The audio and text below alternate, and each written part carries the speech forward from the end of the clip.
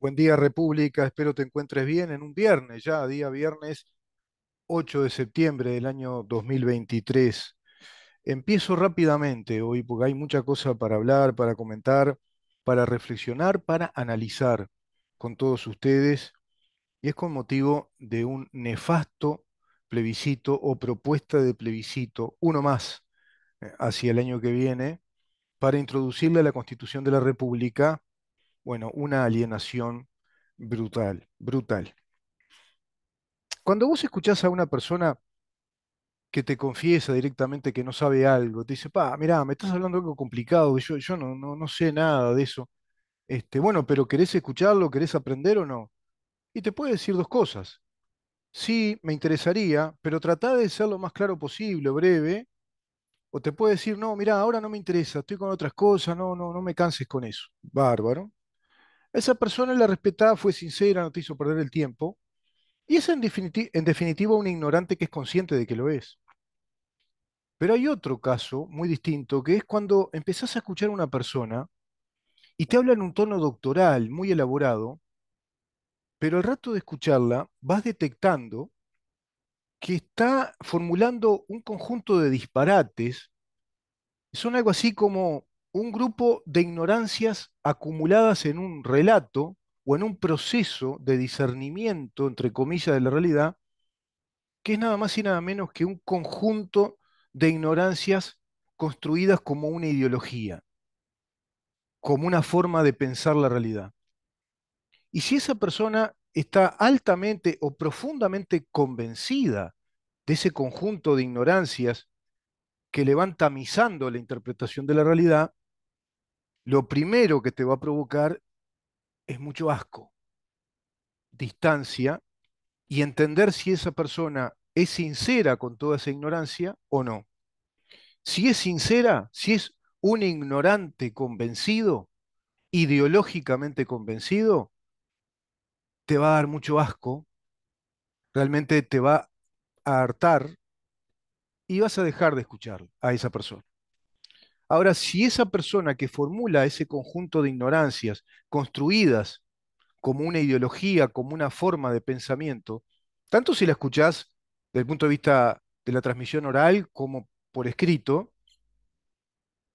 y te das cuenta que esa formulación de ignorancias agrupadas como una ideología en verdad están jugando a favor o están instrumentadas a favor de un interés político y económico, te da más asco todavía y te da bronca, te indigna y tenés que salir a explicarle a la ciudadanía, a tus compatriotas, lo que vos entendés que es verdad sobre ese tema, que se están planteando un montón de ignorancias, pero que están instrumentadas, agrupadas como un relato racional, institucional, democrático, en favor de determinados intereses ideológicos, ideológico-partidarios, que van permeando a la opinión pública y pervirtiendo el sentir colectivo de lo que significa vivir en un país democrático y que nos dé verdaderas posibilidades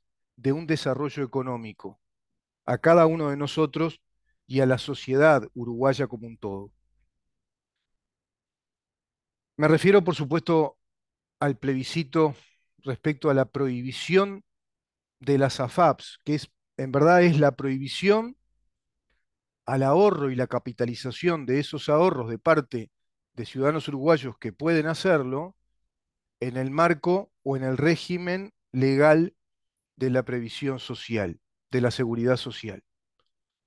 En el marco legal de esa seguridad social hay personas que por ley pueden optar por un complemento de ahorro y capitalización de esos ahorros, y las AFAP son las empresas que están autorizadas por ley en este país para llevar a cabo esos servicios profesionales, que no son otra cosa que una actividad económica profesional que rentabiliza esos ahorros de uruguayos, de ciudadanos, complementando así, porque es lo único que pueden hacer, complementar con el resto de los aportes a ese pilar de, digamos, de un fondo solidario, a ese pilar solidario de reparto, que es el BPS, lo complementan con ahorros y capitalización de esos ahorros que fueron mejorados en un mínimo porcentaje. Si no recuerdo mal, antes se permitía un 5% del 20% de aportes, ahora es un 8%.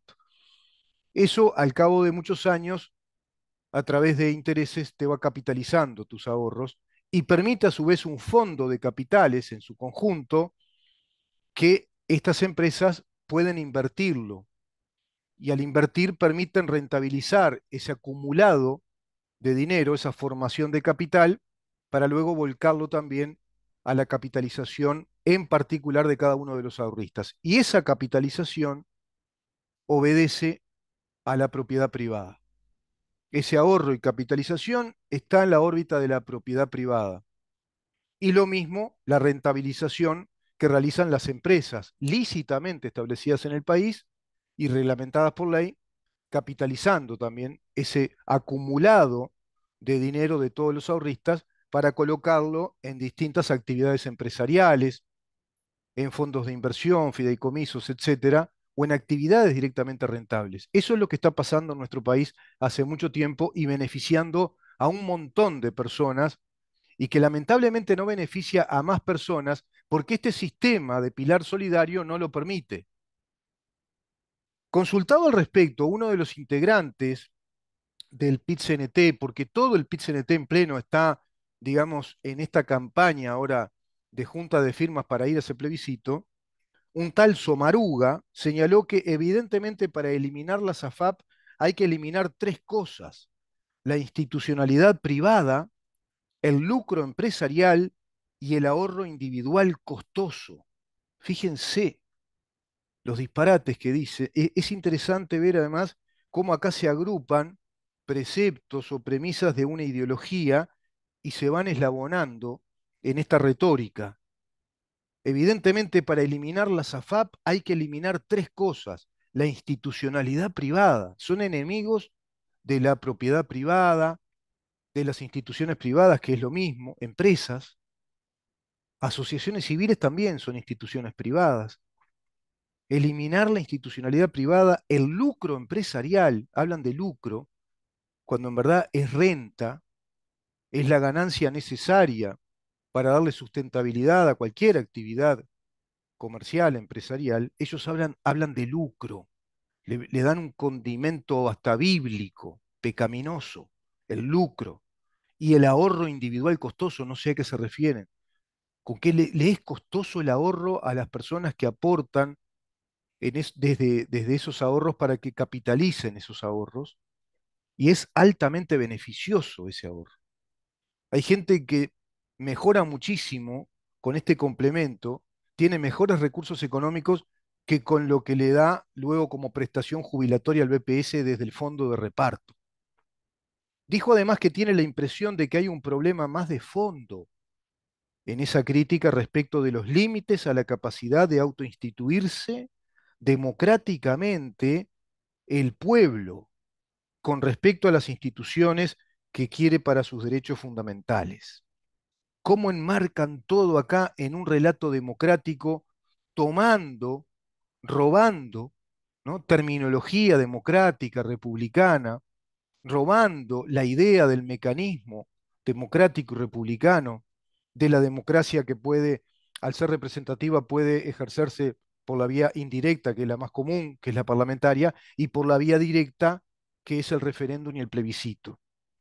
Entonces, ellos te dicen en esta retórica los límites a la capacidad de autoinstituirse, es decir, los límites, plantea esta institucionalidad privada, plantea límites a la autodeterminación de nuestro pueblo, que democráticamente debe resolver sus instituciones. Decir que no se puede eliminar la SAFAP es muy grave, dice, desde el punto de vista democrático, puesto que la soberanía popular parece quedar invalidada, amputada, cercenada por un principio de realidad que parecería ser más importante que la autodeterminación del soberano para resolver cómo quiere configurar sus instituciones, sentenció el dirigente sindical. Y me imagino que todos los compañeros y las compañeras lo aplaudirán, y a viva voz gritarán, ¡viva la revolución! Y eso no lo ponen, pero que esto salga por la galería ante la opinión pública, toda esta retaíla, todo este hilado de frases que yo lo puedo traducir como de ignorancias versificadas. Todo esto es ignorancia versificada de la más grosera, alimentando la posibilidad real de juntar firmas para someternos a un plebiscito que introduzca estas aberraciones en la Constitución de la República.